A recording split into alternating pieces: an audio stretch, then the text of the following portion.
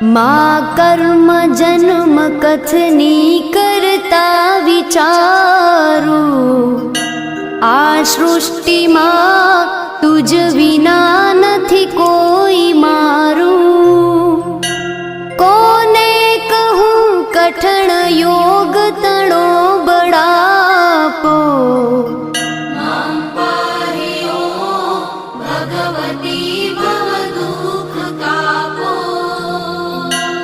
હું કામ ક્રોધ મદ મોહ થકી છકેલો, આડંબરે અતિ ઘણો મદથી બકેલો।